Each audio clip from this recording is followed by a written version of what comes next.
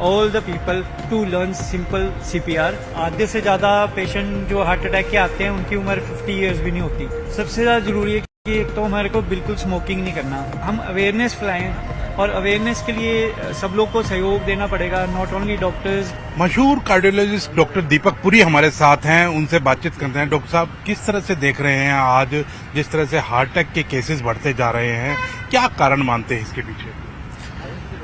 इसके पीछे बहुत सारे कारण हैं। वैसे भी हम इंडियंस को हार्ट अटैक जो है वेस्टर्न पॉपुलेशन से तकरीबन 15-20 साल पहले हो जाता है, और कोविड के आने के बाद ये जो है और भी ज़्यादा यंग एज में आना शुरू हुआ है। ऐसा अनुमान है कि जो 25 से लेकर 44 की एज ग्रुप है उसमें ऑलमोस्ट 29.9% इंक्रीज हुए sudden heart attack deaths.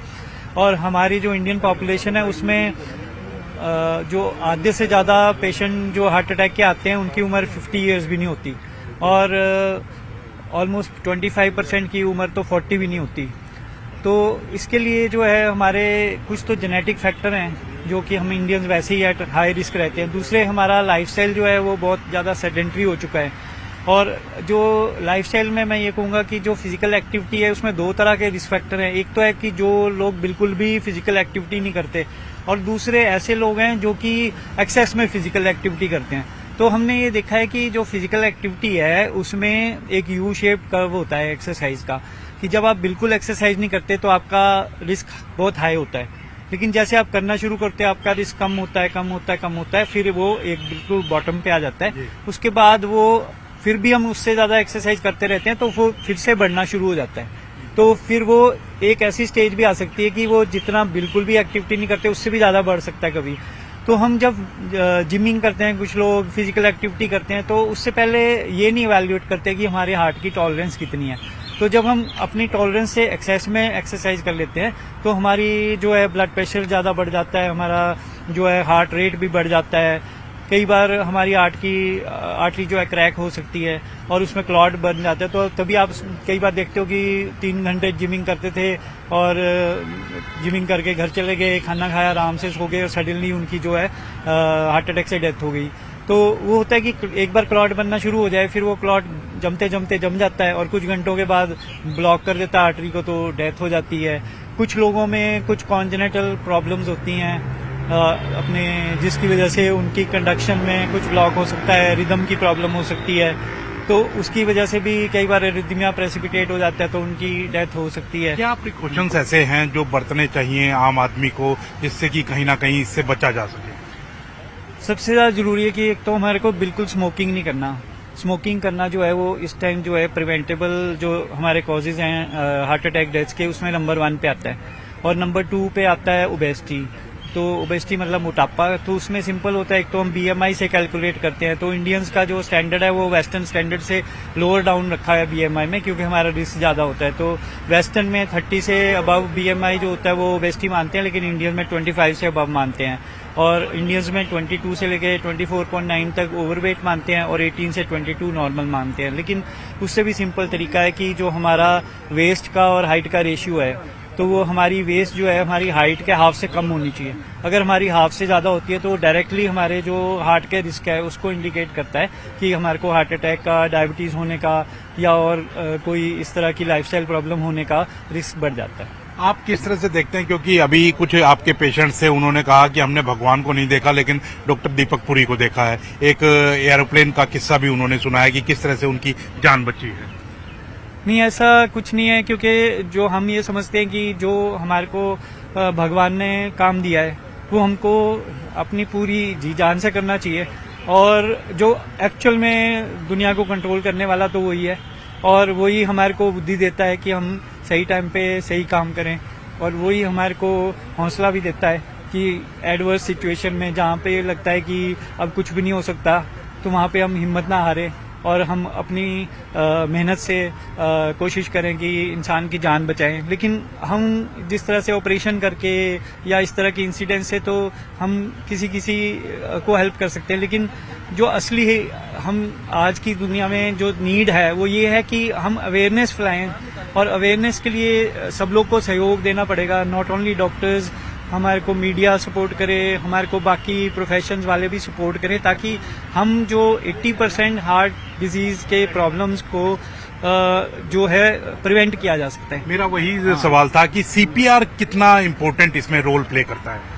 CPR इतना इम्पोर्टेंट है कि अगर किसी को कार्डियक अरेस्ट हो जाए, अगर आपको 3 मिनट और 5 मिनट के अंदर हम सीपीआर नहीं शुरू करते तो वो हमेशा के लिए डेड हो जाएगा उनका ब्रेन। तो जब आप ऐसी सिचुएशन में होते हैं, जैसे एरोप्लेन पे हैं, सी पे है, आसपास कोई फैसिलिटी नहीं है आपके पास और आपको लैंड तक पहुंचने पे भी इतने घंटे 5 घंटे लगेंगे, तो फिर उसका अगर आपको सीपीआर नहीं आता तो then you can't save the person life. लेकिन ऐसी सिचुएशन कहीं पे भी आ सकती है, आपके वर्क प्लेस पे आ सकती है, कहीं बस में आ सकती है, रेलवे स्टेशन पे आ सकती है। तो we must educate all the people to learn simple CPR so that वो उन लोगों की जान बचा सकते हैं। अगर आपके सामने कोई कोलैप्स हो जाए तो पहले तो हमको ये पता होना चाहिए कि क्या ये कार्डियक अरेस्ट है, क्योंकि कार्डियक अरेस्ट में उसकी धड़कन भी बंद हो जाएगी, सांस लेना भी बंद हो जाएगा।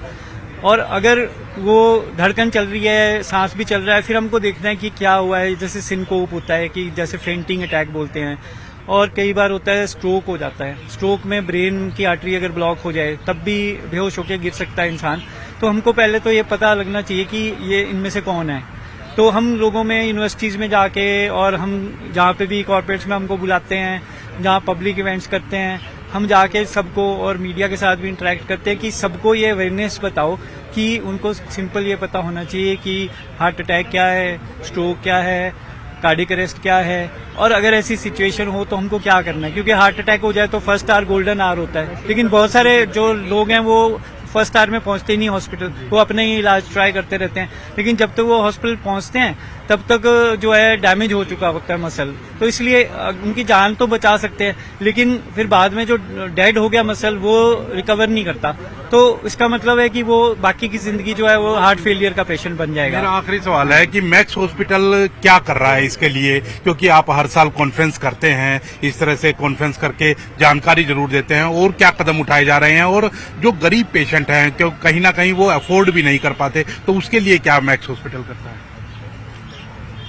इसके लिए मैं कहूँगा कि जो हॉस्पिटल है वो तो ट्रीटमेंट प्रोवाइड करता है, लेकिन ये जो इनिशिएटिव है ये हमने कार्डियोमर्जन के जरिए शुरू किया था।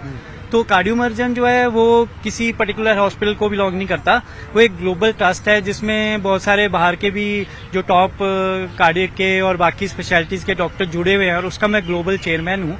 तो एक तरह से एक ये चैरिटेबल ऑर्गेनाइजेशन है जिसमें हम अपना खुद खर्चा करके हम इवेंट्स ऑर्गेनाइज करते हैं, अवेयरनेस ऑर्गेनाइज करते हैं। हम कोशिश करते हैं कि पेशेंट को कॉस्ट इफेक्टिव ट्रीटमेंट मिले, नए नए तरीके इजाज करते हैं जिससे कि सर्जरी सिंप्लीफाई हो जाए और उसमें पेशेंट का रिकवरी भी बेस्ट हो।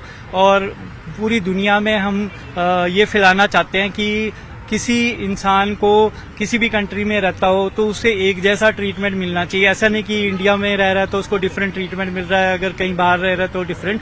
और ये ट्रीटमेंट जो है इससे लिमिटेड नहीं होना चाहिए कि बंदा अफोर्ड कर सकता है कि नहीं कर सकता। तो हम ये कोशिश कर रहे हैं कि हम सबके लिए अफोर्डेबल ट्रीटमेंट बनाएं, और जो कॉम्प्लिकेटेड चीजें हैं उनका एक्चुअल बेनिफिट लोगों तक पहुंचे, और जो चीजें सिंपल तरीके से भी की जा सकती हैं उसको ज्यादा कॉम्प्लिकेटेड तरीके से करने से अगर कुछ फायदा नहीं हो रहा तो लोगों में अवेयरनेस होना चाहिए कि हम क्या सिंपल स्टेप्स लें, और कब हम हॉस्पिटल में जाके अपना ट्रीटमेंट लें, और कब हम अपने आप अपने लाइफस्टाइल को कंट्रोल में रखें।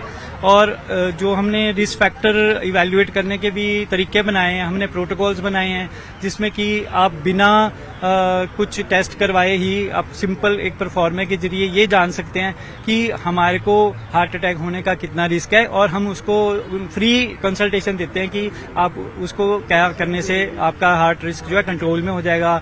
डाइट की भी हम उनको एजुकेशन देते हैं कि हेल्दी डाइट जो है जिसमें फ्रूट्स एंड वेजिटेबल ज्यादा होने चाहिए, 5 to 6 servings of fruits and vegetable daily होना चाहिए, क्योंकि हम लोग फ्रूट्स वेजिटेबल कम लेते हैं, हम चावल चपाती आलू ये चीजें ज्यादा खाते हैं, तो उससे हमारे कार्ब्स ज्यादा आ जाते हैं और हमारी जो प्रोटीन रिक्वायरमेंट भी कम रहती है, हमारी विटामिन डी के लेवल भी लो रहते हैं, जो कि हार्ट का रिस्क भी बढ़ाते हैं। बोन्स तो कमजोर होती हैं, साथ में हार्ट अटैक का रिस्क भी बढ़ जाता है उससे।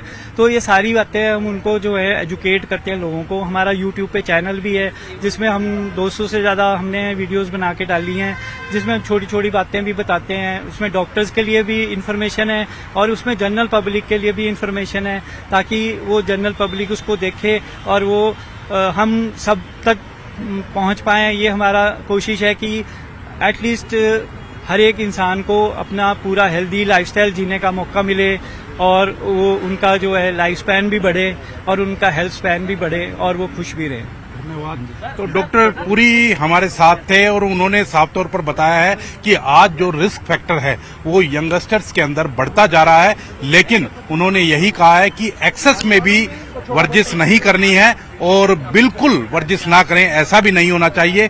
सब चीजें बैलेंस होनी चाहिए और जिससे कि हार्ट अटैक के खतरे को दूर किया जा सकता है। कैमरामैन संदीप के साथ अंकित दुधानी, न्यूज 18 चंडीगढ़।